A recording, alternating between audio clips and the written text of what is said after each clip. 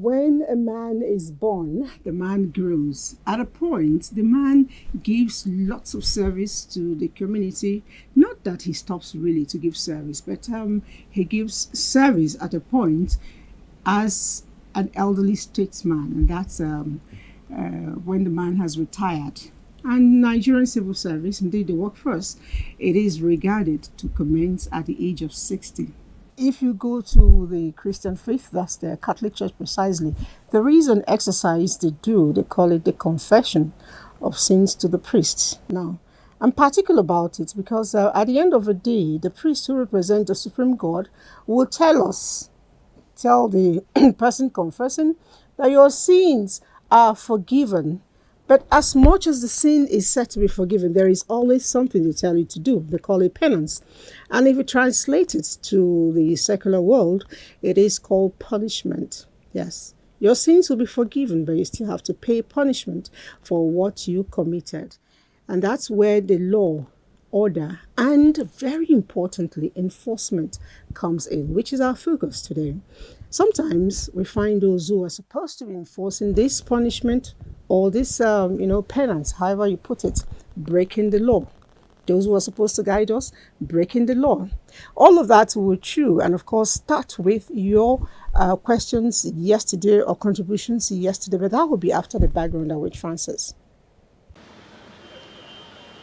As Nigeria prepares to mark our 62nd independence anniversary, it is important to look at how we have fared. For instance, what is the compliance level of Nigerians to law and order? Almost every Nigerian is very, very indisciplined. It's difficult to see a Nigerian because we have lived with it for a very long time. It's an abnormal thing that has become a normal thing in our society, and it's a very, very sad thing. Part of the problem we're having in this particular area is orientation. We lack that orientation. And secondly, Nigeria as a country has very weak institutions. Our institutions, is it National Assembly, the Nigerian police force, other security agencies.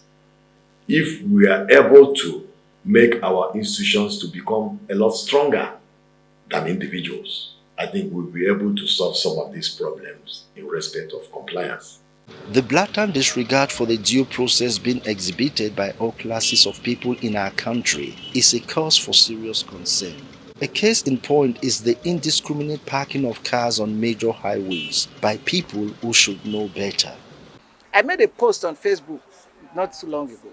That was at Metama, where you have all the big men in the country.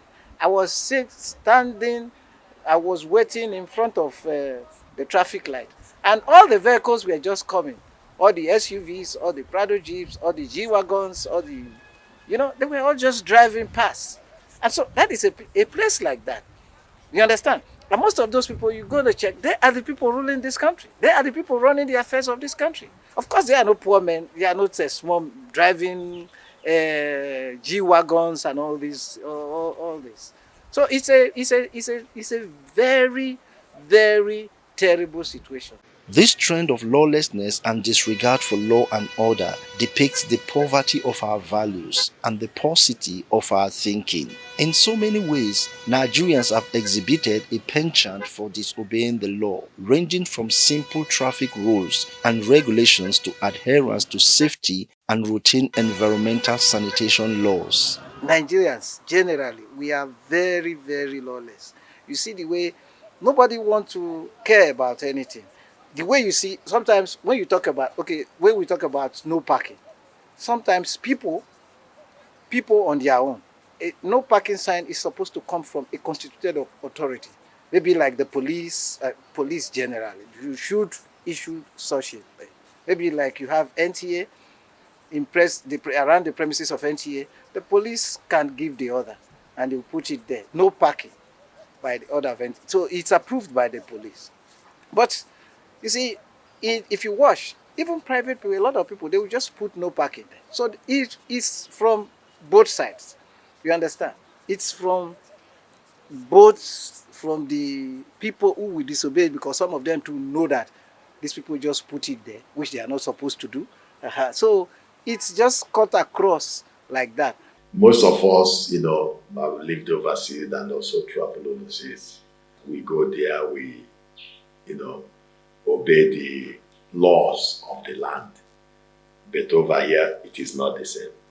I think, like I said, it's essentially due to the orientation, and this orientation needs to start from primary school, secondary school, and all the way to university, when you can be able to mold, the attitude and behavior, of children.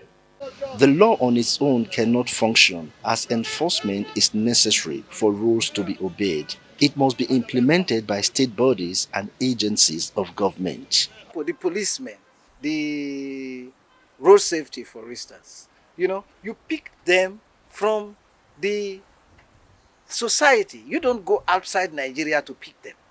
So they are the same people, from those same people from among those people that don't believe in obeying the laws, and from those same people that you pick people to enforce the law. For example, you are not supposed to park somewhere and you park there, you are supposed to be penalized for it. But the man who is coming to meet you, he too is like you. So, okay, brother, what's up? Just settle me and go your way. You see situations where individuals will, either try to harass police people.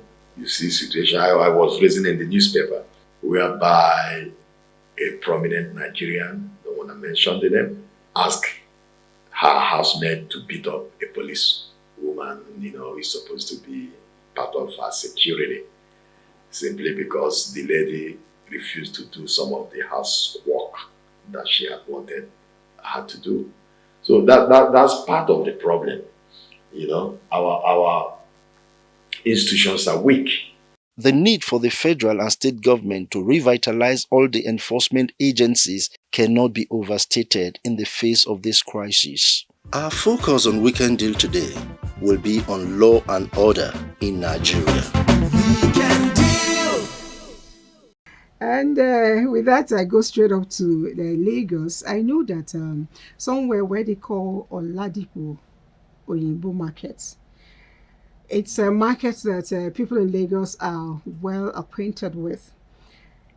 The thing is, the two markets really, as much as activities are going, there is expected that things will be produced like refuse. What happens to those refuse is a concern. And what are the market masters, the management, doing to ensure that the place is cleaned up? But let's just go to these markets and get to find out the experience.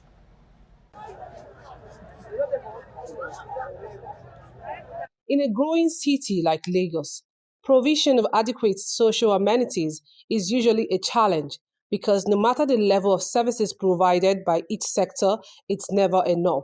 Indiscriminate dumping of refuse has continued to be a challenge in the state. Despite the interventions of the government agency saddled with the responsibility of waste disposal, it is sad to know that people have formed the bad habit of dumping refuse in the drainage, roadside, and markets. Why this attitude? It's all about doing the right thing. Attitudinal change, not ignorance, not awareness. Choice of attitude. That's exactly where we are now. So you know what is good. then do what is good. It is worrisome to note that this action of people comes from the ignorance of the health and environmental implications attached to arbitrary disposal of waste. However, putting laws to checkmate this bad habit will go a long way. For us, we enforce it. If you are caught throwing waste on the road, you will be prosecuted under the Environmental Protection Law for Lagos State. So last year, 83 people were jailed in total for waste, and over 400 paid fine.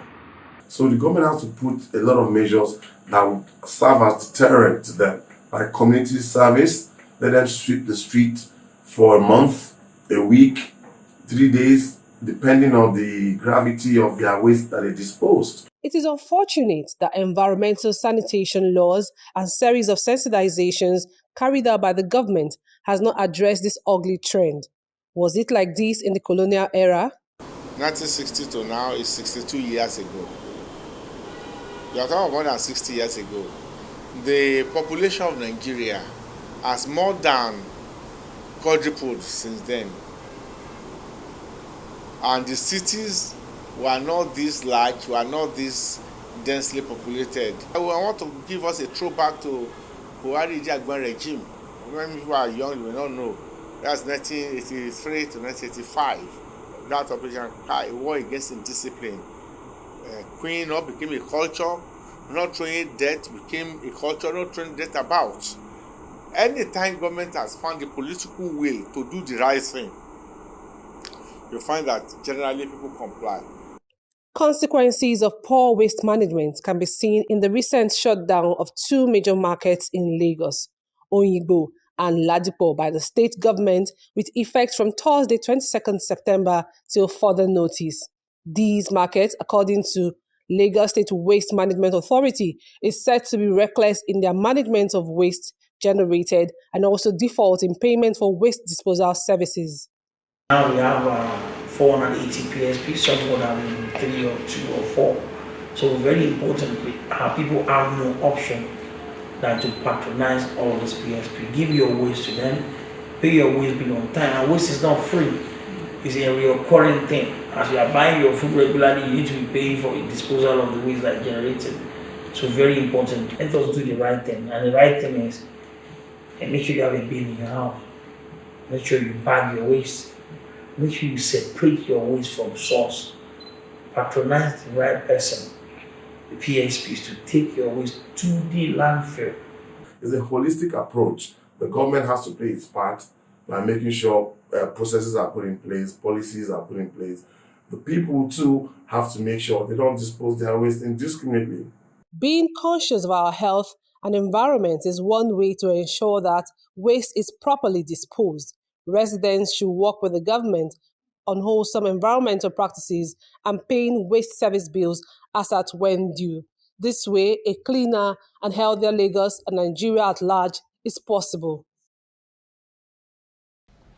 Well, one thing I take away from that is the fact that if we do the right thing, we not only help ourselves, we not only become good citizens, we actually, make good other people around us. If you do not dispose your refuse as it should, and if you're in authority, you're supposed to cater it away and take to the dumping site, you refuse to do that. You may think, okay, it's not my environment, but once there is an outbreak, everybody gets infected. Remember what happens with COVID, what happened some time ago with COVID, and it's not even all gone. So let's try to do the right thing so that the society will be straight. Talking about doing the right thing, I have a guest in the studio who has been working very hard for Nigeria and for me too. And he is Dr. Omar Buba Binder. Dr. Omar Binder is a National Coordinator, National Social Investment Program. You're part of this family. And a lot of times we enjoy you giving it to us the way it is. And I want to start by asking you, how many times have you jumped traffic lights lately? Thank you very much. This is always great to come back to this house and discuss issues worth mentioning on our national development. Well, I think once on a Saturday in Abuja here, and the road near the Federal Secretariat was well clear. There was nobody. And then the traffic light was red. I actually stopped, but then I stopped for a very long time, and then something told me that some of these lights are not working, and then you could wait here forever. And then I just cracked through. Little did I know that behind the bushes, after the traffic light, there were 2 policemen hiding and literally lurking around waiting for me to break the light, and then they popped out. And then I stopped. They said, "Sir, you broke the red light." I said, "I'm sorry. I just thought the thing is not working." They said, "No, it's working, and then we have to go to the office." I begged them. They said, "No." Then they checked the papers of my car. They checked my license. Then they warned me, and I think that's it. Now, even in the middle of the night, if I come to Tepa, I just stop. You know what I enjoyed about your story? You were just honest. A lot of people tell me, "No, I don't break rules." But then, generally, that's an exception because what you said do happen to a lot of people. Sometimes we don't even see it on time. But there are people who consciously break the law. What goes on? Why do we do that, especially in Nigeria? Well, I think, first of all, we as Nigerians, we have not recognized that we have a fantastically great country. A country that is literally cosmopolitan in nature. When you see differences in people, differences in the way they live, it is a design for peace, unity, and progress. But we don't seem to look at this as an asset. Secondly, we're many, right? We are over 200 million people. Even if it is a potato chip that you've decided to produce to sell, if you close your eyes, you do the arithmetic, it is prosperity all over the place. But we don't actually believe in this. And then on the other side, we just believe that anything goes. And I think I will lay the blame of this culture and the orientation on many of us who are the leaders. There are times you see a leader, he will do the wrong thing, big or small, and he will get away with it. And this continues on and on and on and on. And then the little ones start feeling like, well, as free as we are as Nigerians, why is it me that will have to be stopped? To the extent now that people put a lot of energy to actually do the wrong thing rather than to do the right thing. So I think it is a product of leadership. I think it is a product of sanctions not being implemented. It is a product of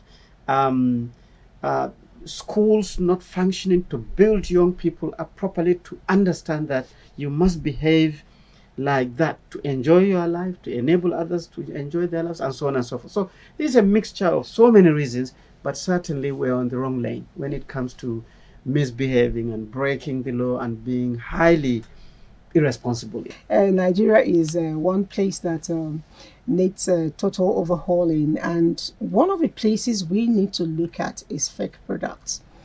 People are crazy about foreign products, perhaps because we're scared of what we have here. You see somebody who would ordinarily buy perfume here, the person will ask you to please help me buy perfume, maybe duty free at the airport or whatever it is. But let's see issues around fake products, adulterated products. This was put together by Onyinyola Alabi. That's it. What do you want me to say? When Nigeria was under the British rule, there was total regard for law and order. However, many years after the nation's independence in 1960, our respect for orderliness gradually eroded. The colonial masters were highly disciplined, and of course there are punishments for any act of indiscipline. And the powers of the district officers in those colonial days. You could go to jail for even very simple offenses. Proliferation of counterfeit goods is an instance of lawlessness in Nigeria. It's certain that many are curious to know when and how the menace crept into our system. It's all about big manism. We have people who felt they are too big to be controlled. If you see some of these big men, when they come with their siren and they go, ordinary citizens will follow their convoy to breach that law. We run into fake products on a daily basis. Nigeria, being a populous nation, seems to be the epidemic center of fake goods. Among the most commonly adulterated goods are packaged foods, pharmaceuticals, clothing, cosmetics, and many more. Nigerian market is a natural attraction for counterfeiters, just like it's also a natural attraction for those who are doing genuine business, because Nigeria has the population. As at the last count, over 1,500 illegal routes into the country. It's not the creation of anybody, but that is how the geographical makeup of Nigeria is structured. Over 80% of all branded products in the market may be counterfeits. Statistics by NAFDAC indicates that 13 to 15% of fake drugs are in Nigeria. Medical experts reveal that Nigeria loses 200 billion naira annually to counterfeit drugs and medicine. It is also estimated that the country loses about 612 billion naira in ICT revenue annually to counterfeit products.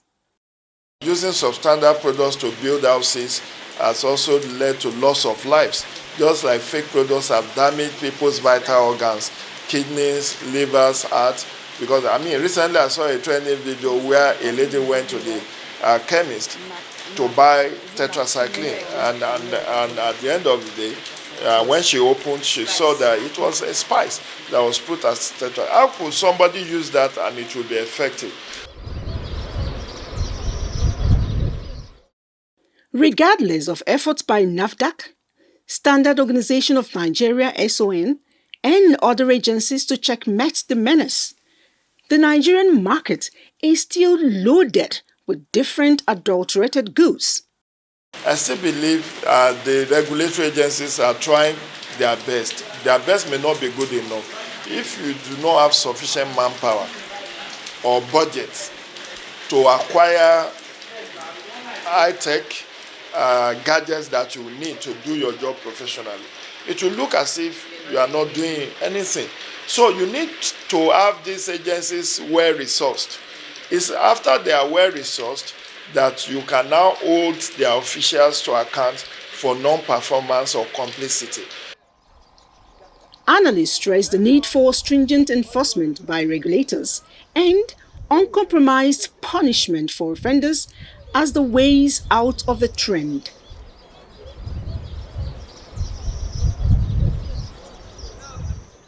Well, we're watching that together, and the man said something, and I remember both of us felt really cold about it, that Nigeria is a natural space for dumping fake adulterated goods. How does that make you feel as a Nigerian? Very bad, very, very bad. But you see, we took time, like he traced, from the colonial days. We were very orderly, we were fewer, and the colonial masters understood the need for capacity. Even if it is just clerical, you're trained, and you're even trained how to dress, how to do things, and you're paid your salary as a due, and you behave well. And gradually, we started expanding, we took over, and then we started mismanaging these onerous good cultures of behavior. And then this is where we find ourselves. And actually, if you are like me in those days when I used to travel a lot, go to Spain, go to Korea, and every time you bring your green passport, you will be spotted out and singled out, and you'll be checked as if to say, here comes the bad person. But that is Nigeria. It's got nothing to do with you. It is about how we sold our country, and our country is seen very bad. And you feel very bad. But then their country is their country. They're trying to protect their country. When they see a small disease coming, they kill it. So when they see you as a bad person, in quote, they try to ensure that you don't carry your badness. Now, all this actually generated momentum because we believed that we could manage ourselves. We believed that we were prepared. We believed that we were getting very good education, and gradually I think we developed the culture of elitist things. It is only few people who will live in certain areas. So we call them government reserve areas, the GRAs, and it lifted them. Their children behaved better. They had bicycles when they were little. And then the majority used to just watch them over the wall and feel like they're higher. And gradually we built this gap, and the gap was expanding until when the gap was literally like unclosable. And now it is anything goes. So these are the results, but I think it is still redeemable, but it has to be very strategic. Like the gentleman said, you must have capacity to deal with things, and we are not actually on a track to build proper capacity to manage our societies. Look at now, 7 months, universities are closed down. This is where you have the critical mass of the young people to take over from us, to run things properly. And they're agitated. But even them, instead of saying, look, let's come together and discuss with our teachers and see how they believe that they can riot. And so the whole thing is like a snowball effect. Everybody, when you're affected, you just spark off and then you start misbehaving. But it is redeemable with good leadership, with good focus, but it must be accompanied by proper sanctions. When they showed about the medicine, the pharmaceuticals, and so the fake drugs, I can tell you, intellectually, it is about managing intellectual property. This is new in Nigeria. We don't even know what is intellectual property. You'll see somebody carrying a Maltina bottle. He will put Zobo in it and he's selling. Do you know that that is wrong? It's against the law because you're using somebody else's package with their own brand and selling a different product. Each time when I see somebody pushing water, the guy is working hard and is pushing just 6 or 7 I stop. If I have 500 naira in my pocket, I say, gentleman, what's your name? He'll say, my name is Simon. Simon, you are trying. I beg, take this 500 naira and buy akara. The man will just look at you like this, as if to say you are even crazy. But it's in me to feel like these are the people who are working. But then, don't be surprised that this same person who is pushing this truck in the day, you'll find him drinking somewhere. He's involved in peddling drugs and so on and so forth. He's possibly an armed robber as well, didn't you? Possibly. So you see, this is how it can. But I think there must be a strategy to comb our system and attempt to push people to exhibit their goodness. I think Nigerians generally were very good. This hard work we do to do bad things can, in my opinion, easily reversed to now become hard work for goodness. But I can tell you, this responsibility, sanctions, like he said, police must work. But when you see a policeman in the middle of nowhere, has no tools, his shoes are bad, you even feel sorry for him. When you see lawyers, and they're struggling also to live, you don't blame them. When you look at the activists, they're also trying to survive because the more activist-oriented things, that's their job. Therefore, they have to push. But I think putting the whole thing together, we have a country, and I think the reorientation has to continue, the advocacy has to continue, and leadership must be very, very crispy. To be able to when you say the policeman or the lawyer, it has nothing, and then he's still pushing. It reminds me, back in the days, those olden day civil servants, they're still around anyway. There is not much paid, but some of them, learned to do what we learned in the school, alternative costs, safe costs. Some of them also learned to do what we call improvisation. They learn to do, instead of buying package shirts, they starched their clothes and ironed it, and it looked real good. So a lot of times, I think it's what we desire. We want to be like, the Dangote, let me use that word, and then we now start aspiring. There's nothing wrong having such aspiration, but the problem is how you go about it. Talking about how we go about it, every day we wake up, we go on the road, using one form of mobility or the other. Sometimes I think some of us are just suicidal in our thoughts. Yes. Otherwise, why would government give you a pedestrian bridge to save your life and you decide otherwise to go cross road? Let's see this.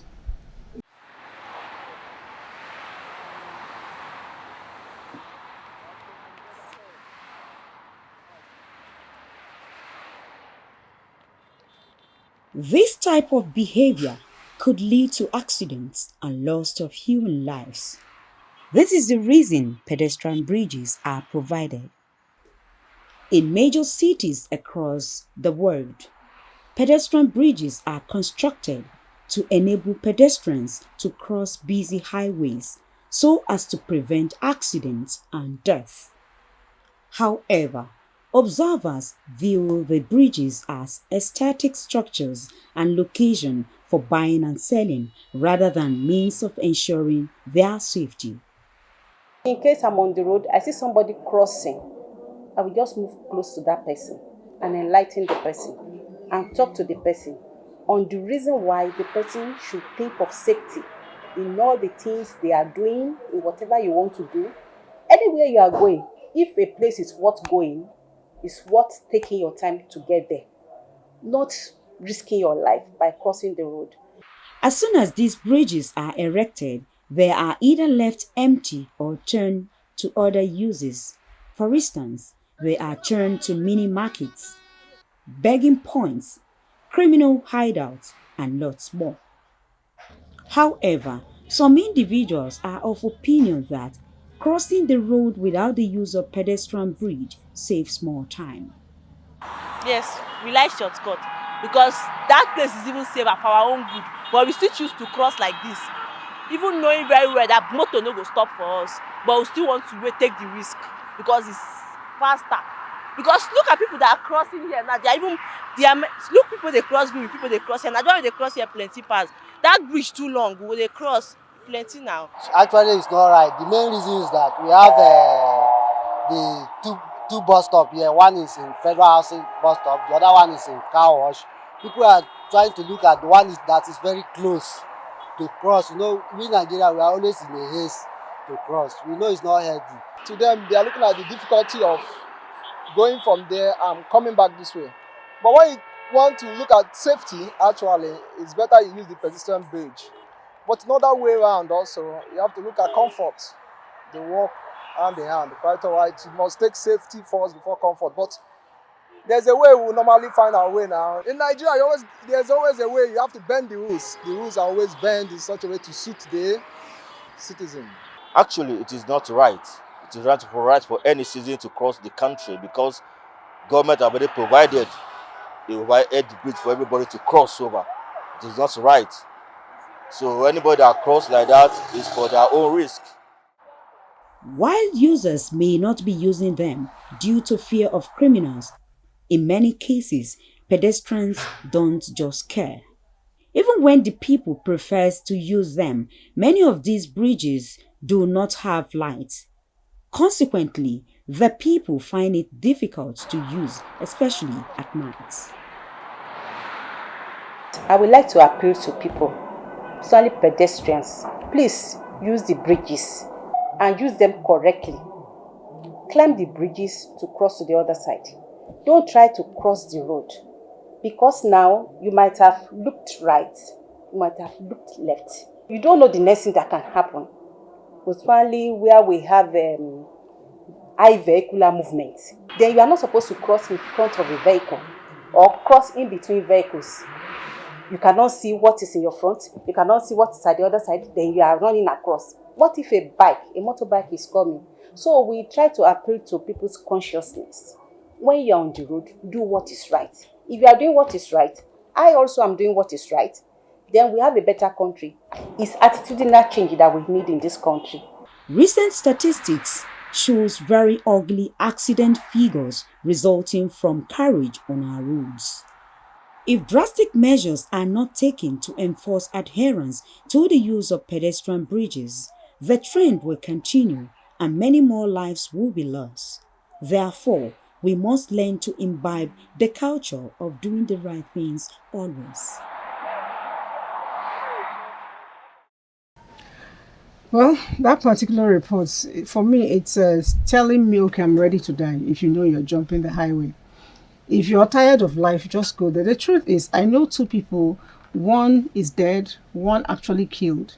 You know, it's not a story because I know them one-on-one crossing the road. And incidentally, these roads, they were crossing right under a pedestrian bridge around Airport Road. It's bad. It's bad. Government is doing a whole lot to safeguard. That's why I say we have beautiful laws at the end of the day. we do not enforce it on our own, and we still expect the enforcers to enforce the law. We'll get to that. I don't know. Have you had incidents where you had to quarrel with somebody on the road because of wrong crossing? Oh yes. Not only that, even driving on the wrong lane. Nigerians don't You maintain see, say for example in Abuja here, going to the airport, Mm. you have 3 lanes. Mhm. One, the inside one is the speed lane. Mm. Then as you go Two sides. outwards, but you see somebody relaxed on the speed lane causing traffic, and that is dangerous. And nobody, I have not seen one single advert or explanation on TV by the relevant authorities trying to educate people that don't go on the speed lane if your lorry is big and you are slowing down traffic. That speed lane is for people who are moving. And but this whole report is actually summarizing the cutting corners culture of Nigerians. We just believe that we want to get there quicker, and therefore, why do I have to go to that spot over there? Put some effort to cross the bridge and then come over to this same point when I can just look around and see space and then speed through. You could actually trip and fail, and It's then somebody true. will crush you. It's true. Yes, So, and it's very, very unfortunate. But you see, on that clip, you must have seen, if you were very observant, that people will say put technology to. You will see an infrastructure there for solar panels and CCTV very close to where they were showing it, and none of that works. The solar panels have been stolen. Nobody has been caught. Probably, you steal solar panels only to do 2 things. Either you put it on your house or you go and sell it again. Most likely, most people who steal it will go and sell again. So it's a combination of, again, very our culture of erratic behavior, which to a certain extent, I think, if we're serious, like they say, we can actually resolve. All right. What I tell people is, if you do not love your life, you really don't need to cause problems for any other person. There are peaceful ways of passing out, or you surrender yourself to an asylum, and that way you cause no problem. Because when you go and somebody runs over you, it becomes a problem for the person. But then somebody says here, Calvary greetings. I am immersed by your sensitive questions, especially as regard national and to a minimal level personal lifestyle that could improve general welfare. May I quickly commend your guest who is currently on. I pray for a sincere and positive turnaround for Nigeria. That's from Christopher Akulu, Makodi, Benue State. Makodi people, your TVs are all working. It's good because almost everybody is right. Okay, this one again is from Makodi. James from Makodi says, human rights are a real problem for this country. If you see a woman dressed half naked, you want to caution her, she will tell you it is my life. And the human rights people will support her, of course. That's from James. And I don't know if dressing badly is also lawlessness. I don't know. All facets of our lives need rejecting. Auditors are corrupt, police, judiciary, talk of any sector. We need total reorientation, attitudinal change. Our politicians, this supposed to enforce the law, are afraid of losing the next election, so they stay aloof. That's from Olalekong in Oyo State. Thank you very much. I still want to go back on, what a lot of them seem to be talking. A lot of emphasis have been placed on the politician and the politician. I still think the politician is a product of a family. Lawlessness, don't you think it actually starts from the home? Because for every home, there should be a law. But I found out in recent times, there is no law. And where there are laws, there is no father, mother figure to implement it. What's your... Well, I think it's true. Leadership is key, but leadership, not just necessarily political leadership. There's also family leadership. There's also school leadership. There's also community leadership. There's also religious leadership. Leadership is literally the responsibility you take, if you are on it, to ensure that things are good. So if you are the father of the family, you will ensure that you practice your fatherliness to ensure that your children, your members of the family behaves. If you're a community leader, you have accepted to take that role to ensure that there is behavior, good behavior, and progressiveness within the community. If you're a teacher, you're a leader in school to impact goodness and progressiveness onto. So leadership covers everything until you hit the political leadership, where people will come and say, elect me, choose me, I will become your leader, meaning I will ensure that I try to exhibit goodness. I will encourage you to be good, and all of us will be good. Unfortunately, at all this level of leadership, there are failures, because if there were no failures, you will not see this type of things. Definitely. So we have to accept the fact that we have failed. The people crossing the road, some of them are parents. When you get killed, your children are now orphans. Your wife is now a widow. Your family, maybe you, if as low as you may look, you may be the breadwinner for the family. They've lost you. So all that, you don't think. You are just sort of like on a fast lane to do things very, very quickly. So in my opinion, I think we have to review the way we interact with society. Parents, there must be a way to encourage parents generally to be parents properly. Teachers, there must be a way to encourage teachers to become leaders very well in school. So, and all that is generated right from the top. It is a top-down thing, not a bottoms-up thing. So a political leader should try his best to be good. You don't have a house and then you get elected. In 2 years, it is only your house that is good in your village. Wow. You are the only one that has generator in your village. The borehole, the functional borehole is only in your house. That doesn't say very well. My people say that a lone star is no star. And if you bring it back to the Gen Z talk, they tell you who you help. All right, with that, we take a break. When we come back, the show continues.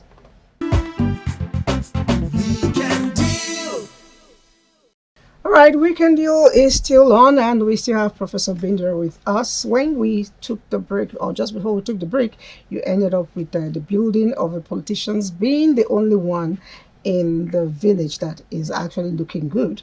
And my mind quickly went to the thoughts of what happens regularly. We find a lot of building collapse, structures not done appropriately, using the required mixtures or guidelines, like making a cake, a wedding cake, and you build a 3-story building or 10-story building for a wedding cake. As they say, let's cut the cake, they put the knife, everything collapses. It's sad, but I need you to talk about that. But that will be after we have looked at erecting structures in Nigeria put together for us. The joy of living in any metropolitan city is witnessing firsthand constant infrastructural development to keep up with ever-changing wants and needs of its inhabitants. But ever so often, breathtaking city skylines and well-lit streets are tainted by the existence of illegal and incomplete structures. Illegal structures can be seen as any structure that has not been authorized by the authority. And in this context, we're not limiting ourselves to butchers, shacks, and all these other things. But even buildings that have been concretized, as long as they don't have approval, we consider them as illegal structures. However, the emphasis now is on some of these kiosks, butchers, and the rest, because majorly, one, they deface the city, and two, they serve as criminal hideout for people of the underworld. And then also health hazard in such a way that some of these materials they use can be poisonous, particularly a situation where somebody used corrugated iron sheet and then or nails that can get someone injured. They are poisonous. So you could see that's the health aspect of it. The environmental aspect of it is that they deface and also constitute a kind of aesthetically unpleasant vision for the city. So anytime you have some of these things, they give the city a bad image, which are people from the tourists that may come will say, oh, this type of city is not a good thing for Nigeria. So as an effort by the administration is to make sure that we have reduced this type of structures to the barest minimum. That's why we are embarking on weekend sanitation exercise to clear some of these illegal structures. Sometimes, however, some of these structures pass through the proper process of erection and development, but they remain incomplete, and this invites unwanted and illegal occupants. Sometimes back there has been announcement and publications as regards to owners of vacant plots, abandoned buildings, should come and develop their plots and properties. Otherwise, the FCT administration will revoke them. So they have been given time, and we are working towards that time, even though some of them have been responding positively to conclude and complete their buildings. A beautiful city is not only the pride of its administrators, but also the responsibility of its inhabitants to keep it orderly and functioning at its best capacity. Therefore, they should contribute their own quota to keeping it that way.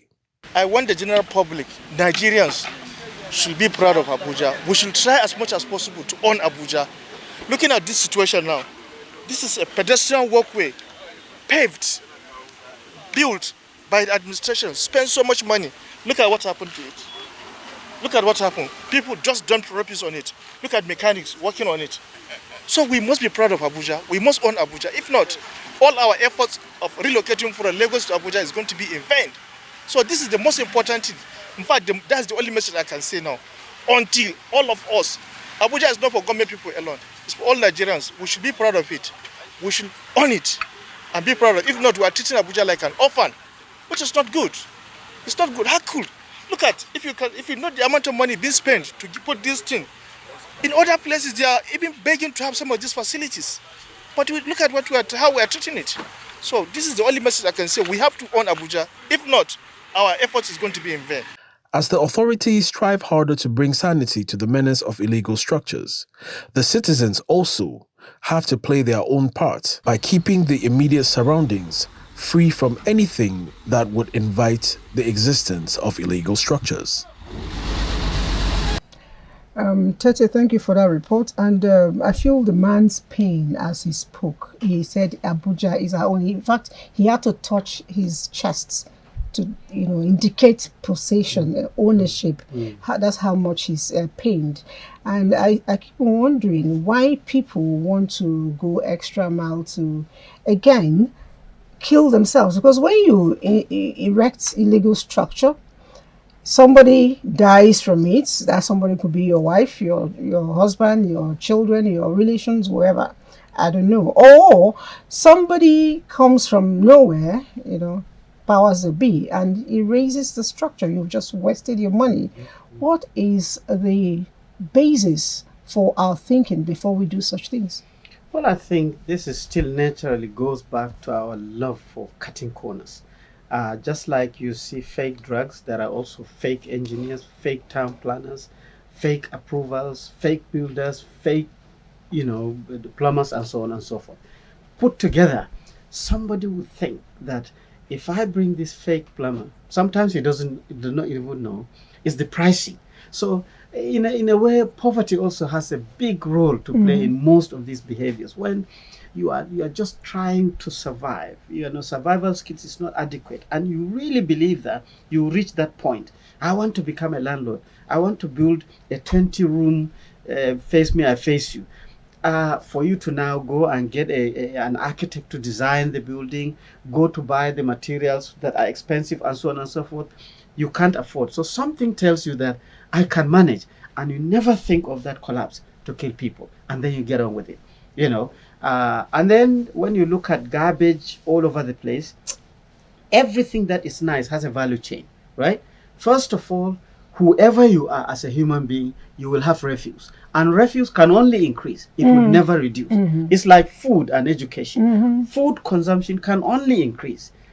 Therefore, if you are not planning to produce it properly, you will have problems. The same thing with education. The need for education can only increase. If you are not investing into it, you will collapse. The same thing with garbage and refuse. It can only increase. Then there has to be a strategy to ensure that even these bin bags, I have not seen any part of Nigeria where religiously an estate, every week you are given 3 bin bags, and then say that you put them out of your house, and every Monday we'll pick it up religiously, like you see in other countries. Once you don't do that, nobody wants to live with garbage. They will find a way, and that is how you find the garbage hills all over the place. But amazingly, you need to monitor that too. And nobody's looking at this. You see, there's no way a mountain of garbage will just emerge all over like that. But you never see one person caught. So all this is a mixture of our behavior. But again, as I said, as we talk about it, it's something that is indicating to me that we want to do something about it. And I know for the Nigerian Society of Engineers and the Council for the Regulation of Engineering is looking at this collapsing building to the deepest to make sure that we don't encourage these things to happen. Elections are coming up. Campaigns will soon begin. In fact, some are indiscriminately still doing some. What would be your advice to Nigerians as to how to vote and vote right? I think ask questions on, look at your surrounding. You want your children to go to good schools so that they can qualify and live well. You want to eat well so that you'll be healthy. You want to live in a secure place so that your insecurity is not dealing with you. So ask for these leaders who are going to request you to contest. What are you going to do about insecurity? I want to live well. What are you going to do about my own life, my productivity? Then don't waste your time on it has to be your religion, it has to be your tribe, it has to be your culture, it must be from your community.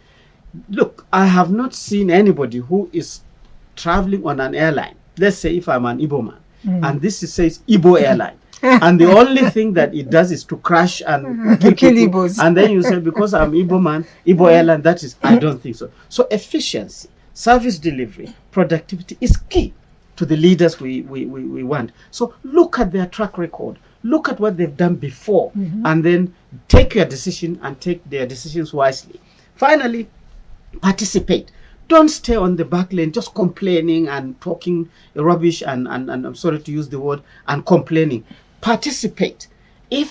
Look, elections happen at ward level, very close to you. Maybe it's even your family. Local government level, very close to you. Until you go to House of Assembly in your state. Then you go to the House of Reps representing you here. Then Senator, then Governor, then President. You have a long queue. And all this, you are not participating, you just complain. I'm sure most Nigerians, if you ask them, who is your ward councillor? They don't know. And then you are complaining about the president. So let us review our participation in politics and generating leadership. Let us give our country a chance. I think we can do it, and I still believe so. So well put, and I must say thank you for coming on, Dr. Omar Buba Binder, National Coordinator, the National Social Investment Program. As usual, you keep talking and I don't want you to stop, but then we have a time frame and I must be lawful enough to understand that I need to keep to that time frame. Thank you for coming. The show is still weekend. Someone once asked me that for everything we do we pay tax? And I said, I don't know. I'm wondering, those who do bunkering, do they pay tax? I don't know. But tax evasion, we tried to do that report yesterday and had a bit of glitch. Let's see if it's ready today by Dio. Collection of taxes and fees is a fundamental way for countries to generate revenues that makes it possible to finance investment in human capital, public infrastructure, and provision of services for citizens and businesses. Nigeria, through the Federal Inland Revenue Service, is still struggling to collect adequate tax for the country because many citizens and businesses are evading or avoiding tax. Is Nigerian government generating enough tax? I'll put it no, because a lot of people don't pay tax. And there are reasons to that. One, lack of information from the government to the citizens. One need to know what tax is all about. Is it statutory for I, David Chomba, to pay tax? I need to know. Aside from knowing what the government ought to have given to me while I pay the tax, but am I aware that I'm supposed to pay tax? Like, let there be more awareness through various mediums like NTA and Radio Nigerian and other private stations to educate their citizens on the importance of taxation. Taxpayers, especially the small and medium-scale enterprises, often complain of illegal and multiple taxation. They choked under the heavy tax burden imposed on them by different agencies of government across the states in Nigeria. Let's use other Western words. If the government take care of your security, takes care of your power, takes care of your housing, automatically you don't need to be told. As long as you are aware, you will just genuinely go and pay. But in Nigeria, because the citizens are not seeing the dividend of that their payment, they find it difficult. Nigerian Finance Minister Zainab Ahmed asserted that Nigeria does not have debt problem, but revenue problem. This means Nigeria is not collecting enough revenue, which is one of the effects of tax evasion. Besides, economic growth and development will be static and government will not be able to execute socio-economic programs because of low revenue caused by tax evasion and avoidance. Not paying tax as and when due is lawlessness. We will have a better country if we all pay our taxes. If you're not paying your tax and you're complaining about government, please look at the mirror and see your face. Then answer the question yourself why the country is being stampeded. We're lagging behind a lot of things. It's your fault. It's my fault before not doing the right things. We'll just take perhaps just one or two before I leave. Good morning, presenter. Government and security agents' efforts to stop oil theft is commendable. However, the role of relevant stakeholders to support government is necessary because these criminals come from homes and communities, and that's from Abaji Mam and Joseph in Lafia, Nasarawa State. Thank you very much. I believe completely. If my child brings in something that is wrong and I say, no, this is not right, that child will not be able to, continue with it, knowing that the person will be severely dealt with by the home. Good morning. I'm Christian Oza from Delta. The reason why people refuse to pay taxes is because of corruption. Nigeria will give you a job and they will not go there to check if a person is doing his or her job. Well, if you are in the right thinking mind and if you're not a robot, if you're given an assignment, you should do it, and with little or no supervision. Sometimes the private sector thrive on that. I can do my job with little or no supervision. Why must we allow ourselves as adults to be chased around? The show is ending right now, but the narrative is not ending. We just have to go on ourselves, have a conversation with our children, have a conversation with our friends, our family members, to ensure that we get Nigeria right. It is your place, it is my place to get this country working, especially as elections about to begin, the campaign about to begin. Nigeria is as well turning 62. Ensure that you show what it is we have acquired as old people, as wisdom counts. My name is Elizabeth. Please be good citizens and join us again next weekend. Ciao, ciao.